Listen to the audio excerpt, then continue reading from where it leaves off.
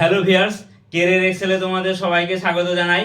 আশা করি তোমরা সবাই ভালো আছো, সুস্থ আছো আর মনোযোগ সহকারে পড়াশোনা করছো।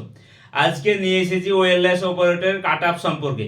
তোমরা অনেকেই আমাকে বলেছিলে যে দাদা তোমার কাট আপ কীভাবে এতটা মিলে যায়। আমি আমার নিজের প্রশংসা করছি না, তোমরা যারা অনেক দিন থেকে কেরিয়ার এক্সেলে আছো অর্থাৎ কেরিয়ার এক্সেলের ভিডিও দেখছো তারা অনেকেই জানো যে ডাব্লিউপি কনস্টেবল থেকে শুরু করে WBPSC বা অন্যান্য সমস্ত ধরনের কাট আপগুলো আমরা একই রকমভাবে প্রপারলি কাট আপ অর্থাৎ অ্যাপ্রোপ্রিয়েট কাট আপ দিয়েছি, আর সেই কাট আপটা ফাইনাল মেরিট লিস্টে এসেছে। তো আরও একবার তোমাদেরকে বলি যে ওয়্যারলেস অপারেটরের কাট আপটা আমি শুধুমাত্র আমার এই নিজের বানানো মতো করিনি, এই কাট আপটা আমার অভিজ্ঞ টিচার এবং অন্যান্য পরীক্ষার্থীর দ্বারা করা হয়েছে।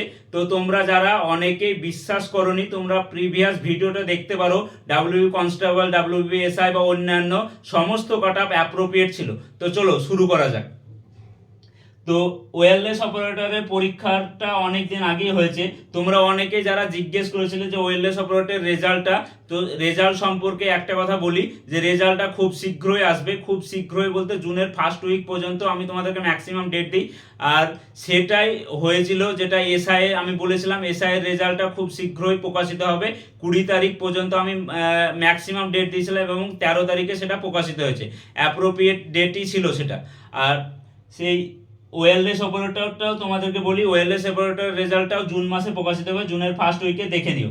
তো কাট আপটা চলো দেখে নেওয়া যাক। কাট আপ ইউআর অর্থাৎ জেনারেলে মেলদের যারা 62 পেয়েছো তারা নির্ভয় থেকো, তোমাদের কোনো রকম সমস্যা নাই, তোমরা বেরিয়ে যাবে, তোমরা চাকরির জন্য প্রস্তুতি নাও, বাড়িতে বলে দাও।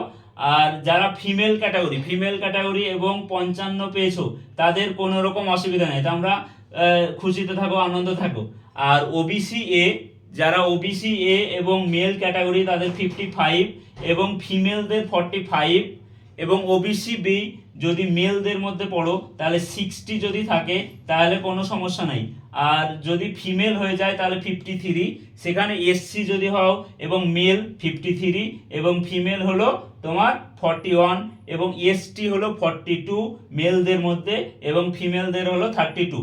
তাহলে এই কাট আপের মধ্যে অর্থাৎ 62 এর যদি আশেপাশে থাকে অর্থাৎ 61 পয়েন্ট সামথিং বা 63 এরকমও যদি হয় তাও তোমরা বেরিয়ে যাবে। কারণ এই কাট আপটা শুধুমাত্র অভিজ্ঞতার করা, হয়তো 1-2 নিচে আগে পরে হতে পারে, সমস্যা হলে হতে পারে। তবে তোমাদের কি বলতো, তোমাদের এই কাট আপটাই আসছে, এই কাট আপটার বাইরে কিছু হবে না, তোমরা দেখে নিও। আর এই যে ভিডিওগুলো যদি তোমাদের কোনো রকম উপকৃত হয় তাহলে অবশ্যই আমার চ্যানেলটিকে সাবস্ক্রাইব করো, আর তোমাদের ওয়্যারলেস অপারেটরের যত বন্ধু বান্ধব আছে তাদের সবাইকে শেয়ার করো। কারণ তোমাদের কিছু শেয়ার, কিছু মূল্যবান ভিডিও, লাইক, কমেন্ট আমার পরবর্তী ভিডিওর মোটিভেশন। তো আজকের ভিডিওটা এই পর্যন্তই, ধন্যবাদ।